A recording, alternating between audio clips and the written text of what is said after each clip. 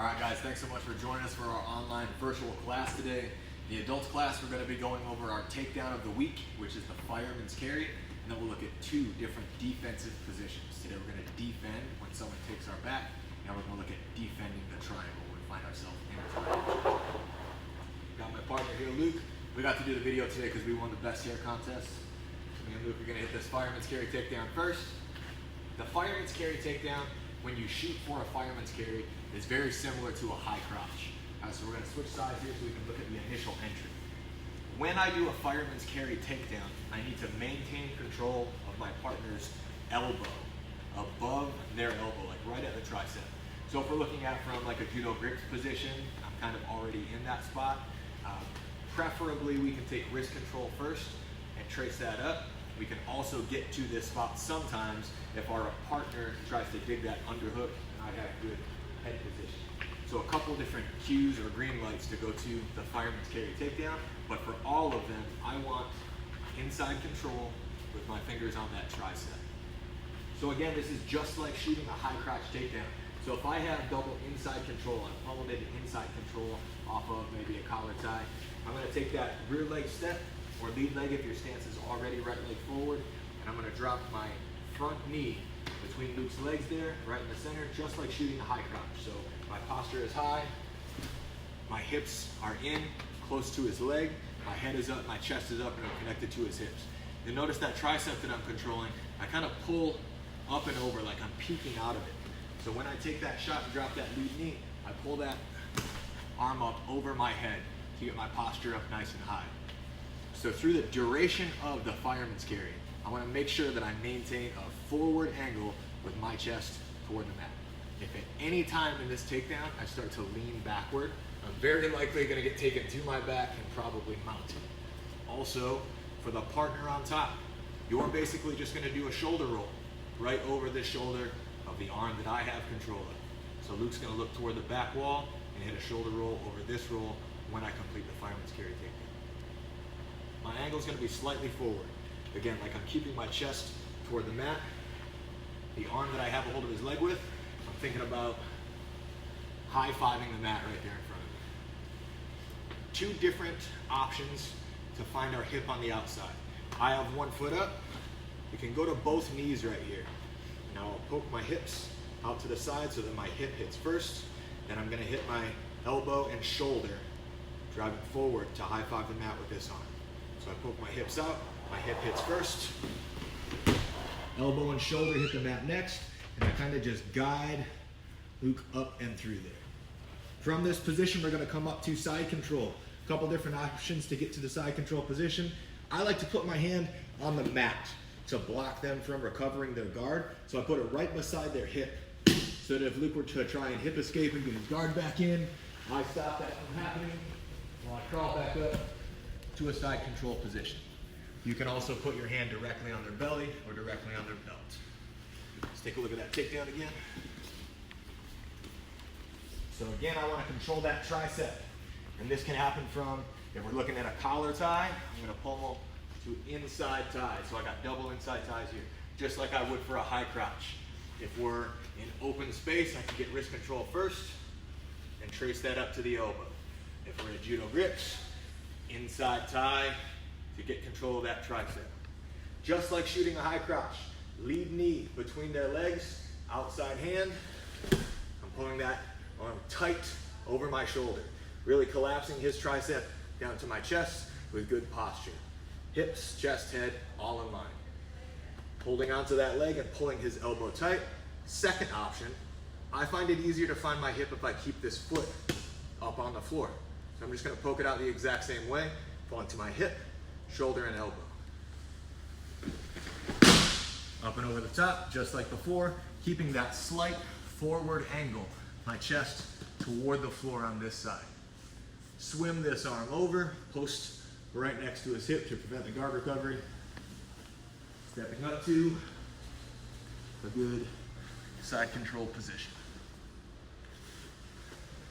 Let's get a few more reps. Remember guys, while we're live streaming, Professor Brian's manning the camera there, so if you have any questions, Any variations, need me to speak up, anything like that at all, just drop a comment and we'll make sure we address those concerns. Same entry, inside control, drop that lead knee, peel that arm and wrap it around our own head here. So I'm stepping deep and our bodies are kind of perpendicular, right?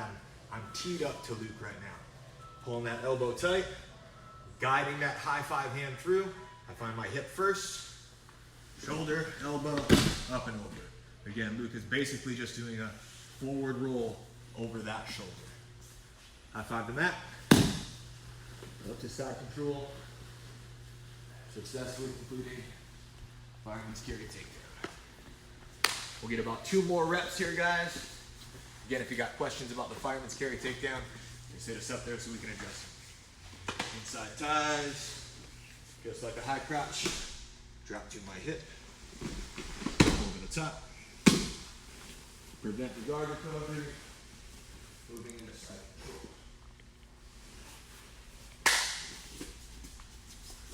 Last one. Inside ties, so I'm controlling that tricep, dropping my lead knee, shooting just like I would a high crouch. Big step there, pulling that elbow in tight. Cinching my elbow to his forearm, preventing some of those guillotine threats. With my elbow trapping his forearm and my fingers preventing his arm from wrapping around the front of my neck. Holding tight, poke that hip out. Slight forward angle the whole time. Chest toward the floor. High five. Up to side control. Successfully completing my fireman's carry takedown. I'll give you guys a few seconds right now to address any questions about the fireman's carry before we move on to our second position, defending the back.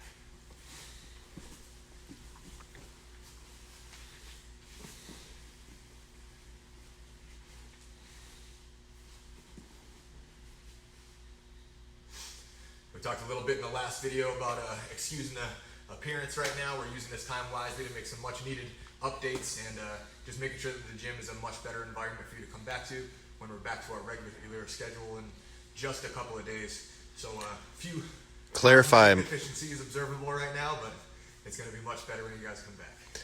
Myra asks, will you always go under the arm holding the sleeve? Myra, what's your, can you clarify that question?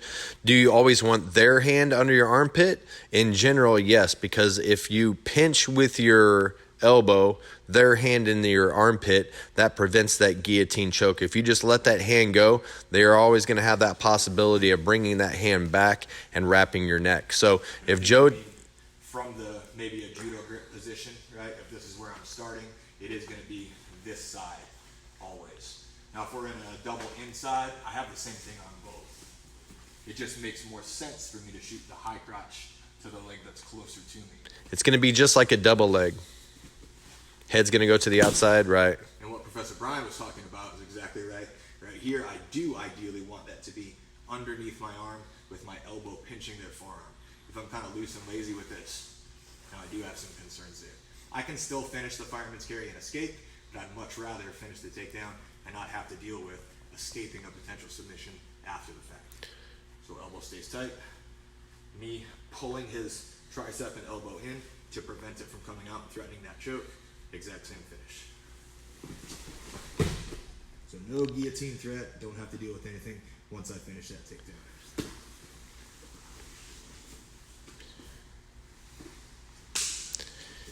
One thing I will bring up, guys, if Luke does happen to wrap that neck when Joe throws to the ground, what Joe's going to try to do from this position is come up to his knees and then walk to the north-south position to defend the head and try to walk his hips all the way on the opposite part. So his hand's going to go to the ground just like he did before. He's going to come up to his knees. Now he's going to walk all the way around the top of Luke's head. That defends the guillotine choke right there, if you happen to get caught in it while doing the fireman's carry. Just walk to north-south on the opposite side, and that will clear your head. Of course, that is a concern, and if we have our preference, we'll just finish the takedown without having to worry about defending what's next. But as jiu-jitsu, those things do happen. So, good question, Myra. Moving along. Moving along. On to the next thing. Now we're going to talk about defending the back. So a couple of just general rules here. When you're drilling this position, let's build good habits for both the defender and the offensive attacker. Luke's got both hooks set. He's already observing good practice here and not crossing his ankles. If you haven't seen it before, it's a bad idea to cross your ankles there. It's easy for your opponent to submit you with a quick little ankle lock. So make sure that when you put your hooks in, both hooks are in, you can flare your ankles out, dig your heels in.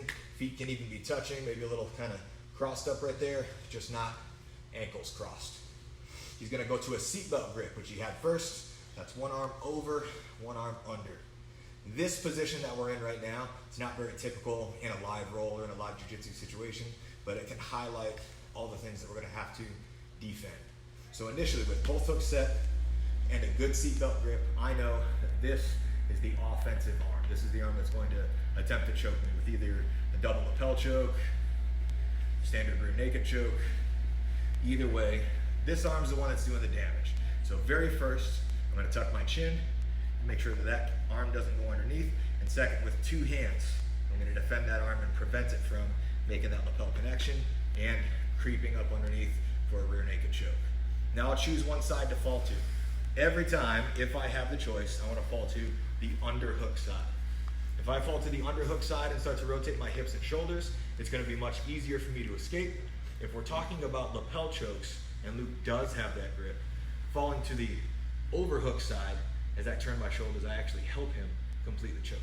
So again, anytime, if I have the choice, I wanna fall my body to their underhook side. As soon as I fall to this underhook side, you can see that I brought my legs in, just like hip escaping. I'm gonna use my feet to start to walk and turn my body more parallel to the floor than perpendicular.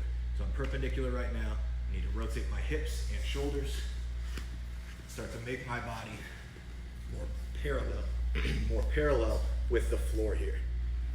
The inside or the space between our bodies is what I'm trying to create. And the more distance I can make in there, the more likely I'll be able to escape to a better position. So it's possible right now for me to just rotate and come up into their closed guard, which is still a bad spot for me.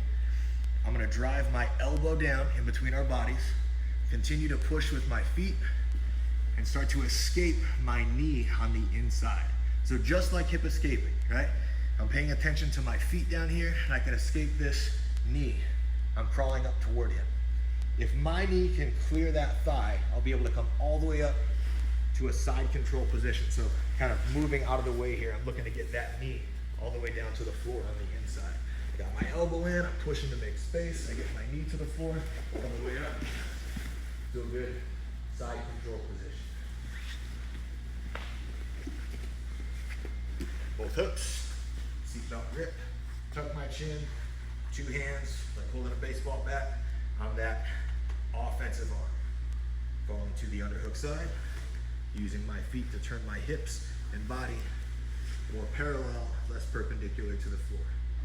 So again, if this is kind of a fast moving, I just want this person off my back, maybe it was in a submission when I turn to the side, absolutely we can right here, just drive that elbow down, rotate up, and now I'm in my opponent's closed guard. Just better than them on our back, right? It's a better position, but then I'll have to pass the guard also. If I pay attention to their feet, that's kind of my green light or my trigger for which escape I'll use when I fall to that side. Chin tucked, two hands on the offensive arm, falling to the underhook side, using my legs to turn my body parallel. So this green light where Luke's leg came up over the top might lead me to try to shrimp or hip escape to get that knee in between our bodies, or even just turn right up to the full guard because he's already got that leg over. What we can also do here is use our feet, kind of like we do when we leg pummel, to find that bottom foot that I've put my body on top of right now. And I know that if I can get both of my feet on the outside of that bottom foot, now I can just walk back, kind of like a back base or reverse skates gatame position. I'm just dragging my elbow across his body.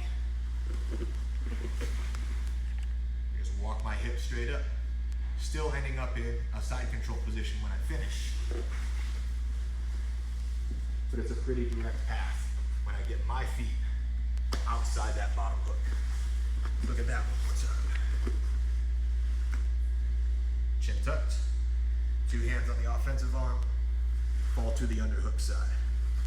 Straightening that bottom leg really helps clear that bottom hook.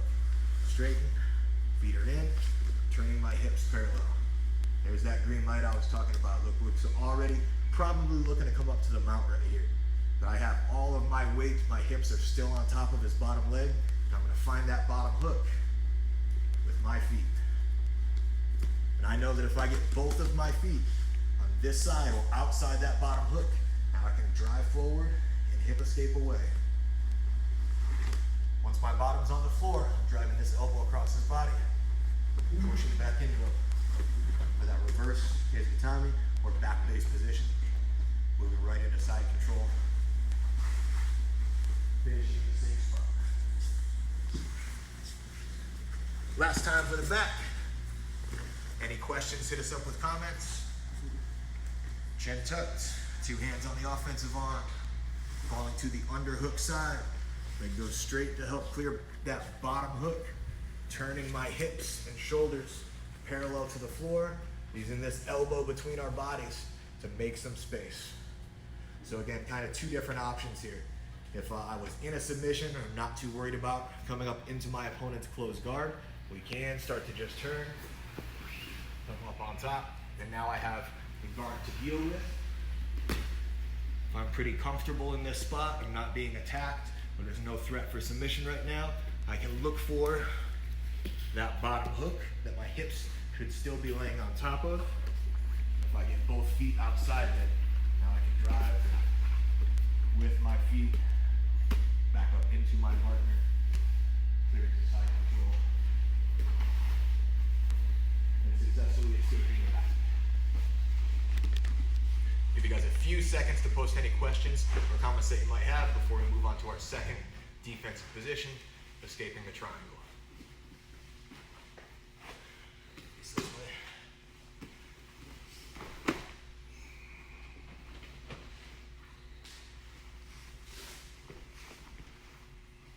No questions? All right, guys, moving on, position number 2. The triangle choke. Any triangle happens when I broke the both in or both out rule, right? I let Luke push one arm out. I left one arm in. He's got his legs in a triangle configuration. He's already putting that elbow across, looking to squeeze and finish the choke. His leg cuts off the blood flow on this side. My arm or my shoulder cuts it off on this side. So the first thing that I have to do when I find myself in a triangle situation is to make sure that this elbow or the elbow of the arm that's inside the triangle stays across and as far away from that midline as possible. So I'm gonna make a gable grip and basically put like a seatbelt on Luke. I'm gonna pull his hips tight and pull that elbow back and as far away as I can. Now posture is the second answer in a triangle choke. I need to make sure that my posture is high. I get my posture high by lifting my head and my chest up and recruiting my legs. I'm gonna walk my legs underneath Luke's hips. So I basically build a ramp out of my legs and then I'll set his hips on that ramp. So I kind of walk forward, one knee underneath, 2 knees underneath, and I'm gonna sit up here. Not so far up that I'm leaning back and potentially going to get the mounted triangle if they push backward, but good strong posture where I'm pulling my elbows tight, looking up toward the ceiling, flexing my chest up. In this position here, depending on your partner and opponent, this is enough. Sometimes, right here, it's just a little push and a little shake.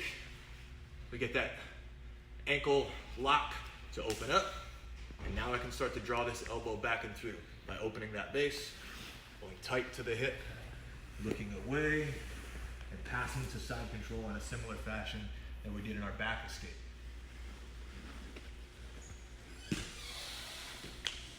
More time, I find myself in that triangle situation. First priority, protect that elbow and make sure that it doesn't come across the center line. Second, I need better posture. My head is low here. I'm far more likely to be choked or attacked with a secondary attack. Good base, steal that mobility out of his hips by building the ramp that's underneath him. And now I start to open my elbows, big chest, good posture, Little bit of bounce and shake right there. Now again, we said that that elbow is the most important thing. So when I get that posture, if I can get that elbow inside that thigh, I know that I'm safe from the triangle. This hand comes tight to the hip. I'm looking away, turning my hips into that similar back base or reverse Keisuke position. Now we're in for the back escape. Moving pretty easy, right into side control.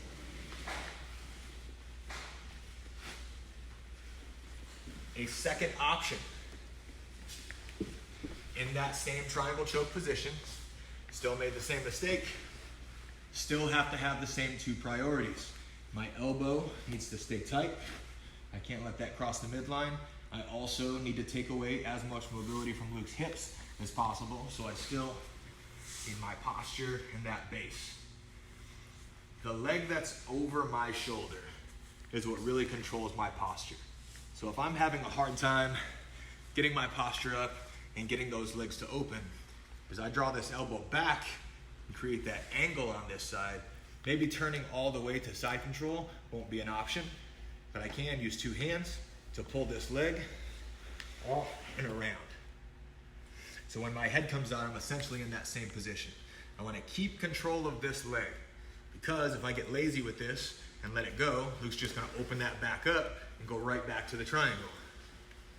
So when I use two hands on that leg, opening my elbow tight, pulling my head back and out, I want to keep that control on his top leg while I move to side control. Two hands are still controlling that leg.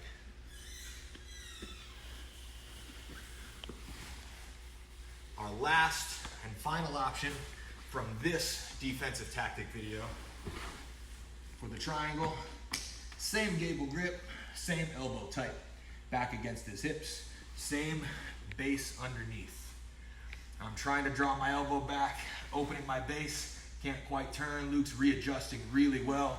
He's got a really strong squeeze on this. Two hands came up, I can't pull my head down and away. I'm going to, with both hands on this knee, I'm going to open my base the other direction. So for the first defensive tactic, when I pass to that reverse Keizo position, I open on this side, pop my head out. This time I'm going to take two hands up, control that knee again, open this way, and I want to put his thigh on the floor. The top of his thigh is my goal. So, two hands up, when I open, I drive forward. You can see that most of the time that already breaks the lock. Now I can go both in or both out. In the event that I drove that down and they still have it locked up, go ahead and lock it back up, Luke. I'll control that knee and just walk my shoulder up their thigh. I prefer to go both out here, pass the same way. If you are more comfortable in the guard, you can absolutely dive back in to a both in position. Let's look at that one more time. Same seatbelt, same strong base. Trying first, the easiest, to just draw my elbow back and open that posture. Luke's readjusting really good, keeping a really strong squeeze. Trying second to pull my head back and out of the triangle. No luck, can't get that grip to break. Two hands on top of that knee, open the other direction, thigh to the floor, and you'll notice that my elbow went in front of his hip. So my elbow is all the way down on the floor here, right in front of the hip. The lock is already broke. I can posture up and draw that elbow inside underneath the bass. A couple different options for triangle defense. A couple different green lights for taking the back defense or escaping the back. Passing to side control is a finished position for all of them, and an awesome fireman's takedown to start. A couple seconds right there for you guys to ask some questions about those three different variations. While we're waiting for you guys to post any questions you may have, don't forget to tune back in tonight for more of our virtual online classes. We have the kids class at 4 and the adult class at 5. We'll be looking at similar techniques. All of these videos will be available online, archived on our YouTube channel. So while you're watching these live feeds on Instagram and Facebook, they'll remain there. And then after, we're gonna load them up to the YouTube video so you guys can access them at any time. So they're not going away anytime soon, but we really appreciate you guys tuning in and continuing your training while all this craziness is going on. Feel free to send in your pictures and videos of you guys training so we can post online just to prove and show everybody out there that this is actually possible. Coming together as a community, training jiu-jitsu, just waiting to get back in here. Hey, Daniel, I want you to do that last escape one more time. Absolutely. Glad you're tuning in, Daniel. So I find myself in that triangle position again. Again, Daniel, every single time that elbow that's in, I know as an avid triangler, triangle is one of my favorite submissions, that they want that elbow across the midline. So I first have to protect that elbow. Second, I build my base underneath and start with good posture. Most of the time, that's enough, right? If I get really good posture here and I can shake, most of the time I'll get their ankles to open and I'll be able to escape. I'll always try in that order to see if I can draw the elbow back. Nope. See if I can just pull my head out. No such luck. Option 3, the one that we're asking about. Both hands on top of the knee, that's controlling my posture. 2 hands up.